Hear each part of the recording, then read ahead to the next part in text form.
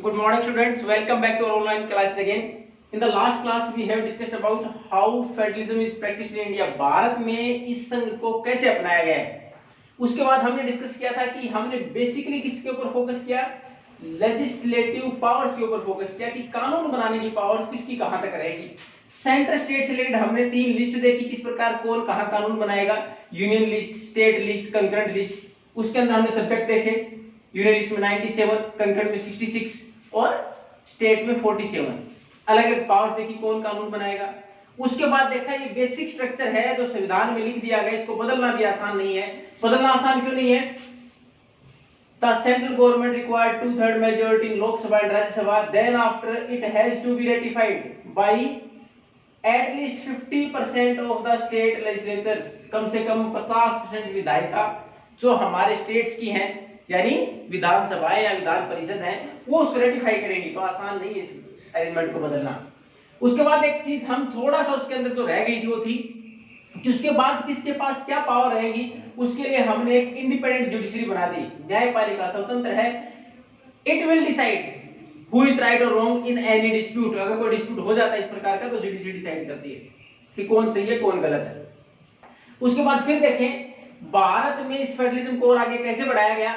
तो उसमें हम देखेंगे बहुत सारे हमारे पास जो नेक्स्ट टॉपिक है वो साबित करते हैं कि भारत में फेडरल सिस्टम को और मजबूत किया हमने. वी हैव कंसोलिडेटेड, हमने मजबूत कर दिया इसको. अब हर बार कोई जरूरी नहीं है कि प्रोविजंस ऑफ संविधान में लिख दिए गए उसी से सारी चीजें मजबूत हो जाएंगी, उसी से काम चल जाएगा. We require some more things to consolidate our democratic system और आवर फेडरलिज्म.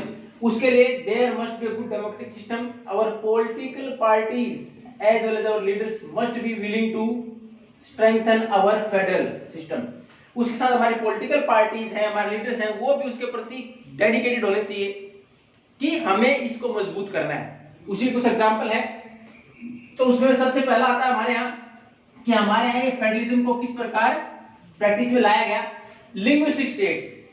जब भारत आजाद हुआ, it was divided on the basis of region and there was a bloodshed. Lakhs of people were died. उसमें खून बहाया गया दोनों तरफ से. जैसे भारत और पाकिस्तान की तरफ से जो माइग्रेंट आए उसके द्वारा लाखों लोग मारे गए.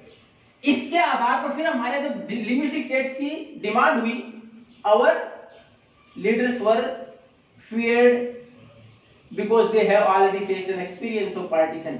तो उनको डर था कि अगर हमने भाषा के नाम पर वापस देश का बंटवारा किया, अलग स्टेट बनाने का प्रयास किया, there will be disintegrating. तो हमारे यहाँ यूनिटी नहीं रह पाएगी देश के अंदर. हो सकता है वैसे पिछले वापस बन जाए. तो they were not willing to make the states on linguistic lines. तो बहुत सारे हमारे लीडर थे, महत्वपूर्ण लीडर थे. उनमें even Vallabh Bhai Patel and Jawaharlal Nehru, they were not willing to make the states on the linguistic lines. वो खुद इच्छुक नहीं थे कि हमारे इस प्रकार राज्य बनाए जाएं. But later on due to some pressure from different states we have to do it. हमें करना पड़ा. और पहला स्टेट ऐसा कौन सा बनाया गया? You have already gone through that particular topic in the previous classes. 1953 में हमारा पहला स्टेट बना था भाषा के नाम पर, आंध्र प्रदेश. आंध्रा था उस टाइम पर, उसके बाद आंध्र प्रदेश किया गया. शुरुआत में नाम आंध्रा था उसका. और इसके संघर्ष किसने किया था? Potti Sriramulu. He fast for more than 50 days and then after he died. उसने लगभग इस आंध्र प्रदेश की मांग को मनवाने के लिए 50 दिन से ज्यादा तक फास्ट एंड टू डेथ पर थे वो, आमरण अनशन. उन्होंने अनशन किया और उसके बाद उनकी डेथ हो गई. उसके बाद the central government has to force to make linguistic state. उसके बाद सरकार मजबूर हुई और राज्य बनाने पड़े. But our experience shows that it increase our unity. इसने हमारी एकता को बढ़ावा ही दिया और हमारा जो प्रशासन था उसको इजी बना दिया, आसान बना दिया. तो हमने लिंग्विस्टिक स्टेट्स बनाए जो कि हमारे संघ को मजबूत करने का काम किया. हमने डायवर्सिटी को पहचानने का काम किया. उस डायवर्सिटी को हमने विशेष दर्जा भी दिया. उसके आधार पर लिंग्विस्टिक स्टेट्स बना दिए गए, यानी हमारे अलग स्टेट बना दिए गए. केवल भाषा के नाम पर ही नहीं, कल्चर वगैरह के नाम पर रीजनल ज्योग्राफिकल जो चेंजेस उसके आधार पर हमने स्टेट बनाए. नागालैंड, मिजोरम, छत्तीसगढ़, झारखंड, ये देखेंगे आप स्टेट. हर कोई स्टेट भाषा के नाम पर नहीं है, लेकिन हमने अलग अलग डायवर्सिटीज को अकोमोडेट करने के लिए स्टेट्स बना दिए गए. और अब तक भारत में ये हमारे बेनिफिशियरी साबित हुआ. खासकर प्रशासन आसान हो गया और उसके बाद कोई नया इश्यू हमारे सामने राइज नहीं हुआ. दूसरा, लिंग्विस्टिक स्टेट्स बनाने के बाद a new language policy was adopted. हमारी नई भाषा की नीति अपनाएगी. क्या अपनाएगी? In the beginning when our question was adopted we made it clear that after 1965 English will be discontinued, कि 1965 तक ऑफिशियल वर्क के लिए इंग्लिश का इस्तेमाल होगा, धीरे धीरे करके हम इसको एलिमिनेट कर देंगे, हटा देंगे। 1965 के बाद इंग्लिश का इस्तेमाल ऑफिशियल वर्क के लिए नहीं होगा। लेकिन हमारे यहाँ जब हमने वापस सर्वे कराया, ऑब्जर्व किया, तो nearly about 40% population is Hindi speaking only. हमारे केवल 40% पॉपुलेशन है जो हिंदी भाषा बोलती थी, यानी 60% majority population is not Hindi speaking, वो ज्यादा हिंदी स्पीकिंग नहीं थी। They raise the voice for English also, उन्होंने आवाज उठाई, either give the status of a scheduled language to our state language और टू इंग्लिश, या तो इंग्लिश को बढ़ावा दिया जाए या फिर हमारे स्टेट लैंग्वेज है, हमारे राज्य की भाषा है, उनको मान्यता दी जाए। They this must be get recognition in the constitution. किया गया ऐसा जब हमारे पास इस प्रकार का आप वापिस they raise the voice, we continued it. हमने क्या किया, किसी एक भाषा को हमने राष्ट्रीय भाषा का दर्जा नहीं दिया। हमने क्या बोला, ऑफिशियल लैंग्वेज बोला, पहले इंग्लिश थी ना, पहले इंग्लिश थी 1965 तक, उसके बाद हमने हिंदी को करने का प्रयास किया, लेकिन हमने उसके बाद क्या कर दिया, हिंदी के साथ इंग्लिश को भी अडॉप्ट कर लिया, कि for the central government there will be two official language, Hindi and English, दोनों होंगी आधिकारिक भाषा के तौर पर। उसके बाद स्टेट को और फ्रीडम दे दी गई। There are 22 scheduled language including Hindi, 22 scheduled languages, 22 अनुसूचित भाषाएं बना दी गई।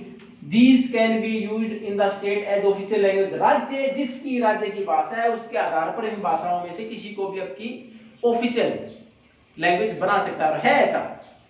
जैसे आप तमिलनाडु चले जाएं, तमिल है, अगर आप आंध्र प्रदेश हैं, तेलुगु है, कर्नाटक चले जाएं, कन्नड़ है, वहां के ऑफिशियल लैंग्वेजेस हैं।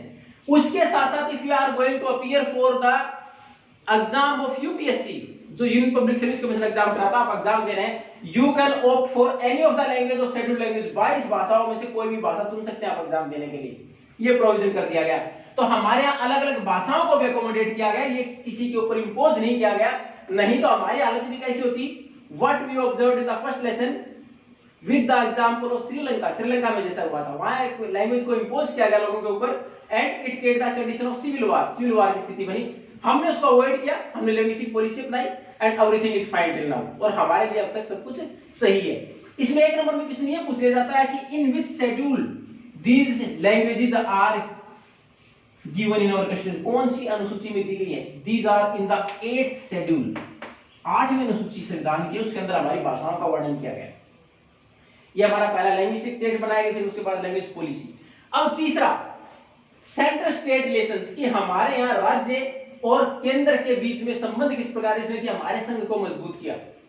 तो उसमें अगर फ्रॉम द वेरी बिगिनिंग अगर शुरुआत की बात करें, these were not so strong and actually federalism was not adopted. सही बात करें तो उस टाइम पर वास्तव में संघ को नहीं अपनाया गया। क्यों नहीं अपनाया गया? In the beginning one party was dominating, शुरुआत में एक ही पार्टी डोमिनेट कर रही थी, even in the states as well as in the country, देश के अंदर भी और राज्यों के अंदर भी।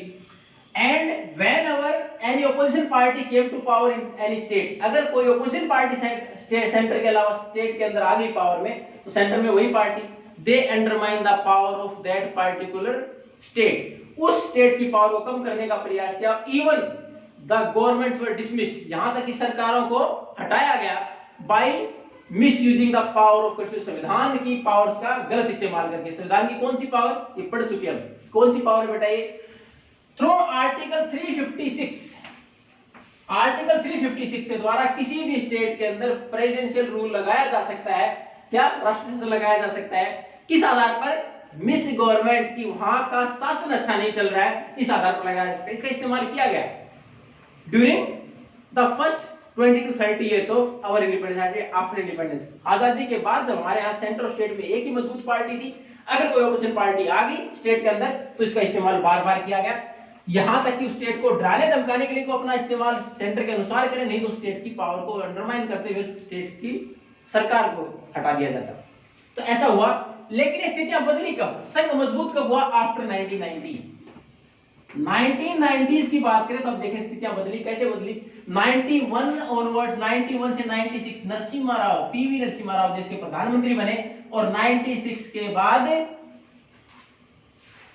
96 से 2014 ये जो समय रहा, इस दौरान किसी भी एक पार्टी को मेजोरिटी नहीं मिली। 96 के बाद लगातार हमारे कैसी सरकारें बनी, अगर किसी एक पार्टी को बहुमत न मिले और वो पार्टी बाकी पार्टियों के साथ, छोटी पार्टी के साथ मिलकर सरकार चलाए, इसको क्या बोलेंगे हम? Do you remember? Coalition government, गठबंधन सरकार। अब 1996 के बाद, हालांकि 1991 में भी क्लियर मेजोरिटी नहीं मिली थी कांग्रेस को, लेकिन it was not much short of the majority, ज्यादा कम नहीं थी, इसलिए उसको हम नहीं कंसीडर करते। लेकिन 1996 के बाद तो हालात ये रहे कि हमारे यहाँ किसी एक पार्टी को मेजोरिटी कभी मिली नहीं 2014 तक। 2014 में नरेंद्र मोदी जी को वापस मेजोरिटी मिली, इससे पहले क्लियर मेजोरिटी नहीं मिली। तो उसका परिणाम क्या हुआ? Many regional parties came to arena. हमारे असम में रीजनल पार्टीज बहुत सारी बनी, और यही regional parties then they took their share in the central government. Central government ने उन्होंने अपना हिस्सा ले लिया, क्योंकि इनके एमपी जीत गए। अगर इस सेंटर में गवर्नमेंट बनानी है, आइदर कांग्रेस और BJP, they have to take the help of regional parties, उनको उनकी मदद लेनी पड़ी। अब अगर स्टेट पार्टी की मदद ले रही हैं, they will force the central government to work according to their wishes in the state, कि उनके स्टेट के अनुसार उनको फंड भी दिया जाए, उनके अनुसार उनकी पॉलिसीज को अपनाया जाए।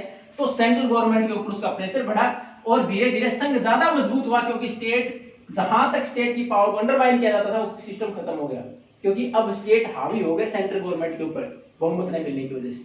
तो धीरे धीरे 91 के बाद और 96 से 99, 1996 से 1999, अगर आप ऑब्जर्व करोगे 3 साल, हम तो बोलते हैं चुनाव 5 साल में होते हैं, लेकिन 96 से 99 3 सरकारें बनी। 96 after election Atal Bihari Vajpayee,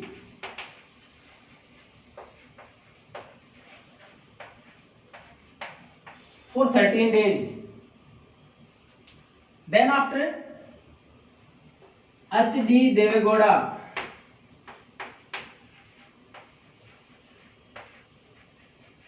nearly about 14 months. Inder Kumar Gujral,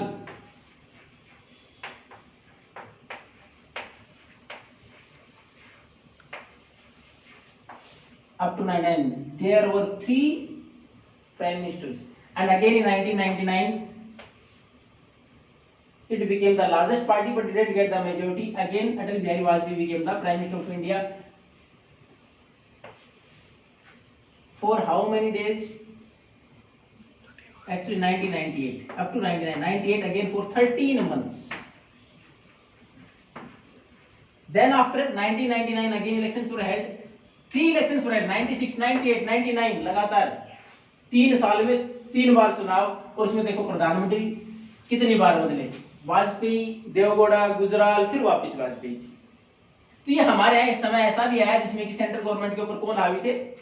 state government से स्टेट की जो पार्टीज हावी रही, और उनकी इश्यूज को मानना भी पड़ा।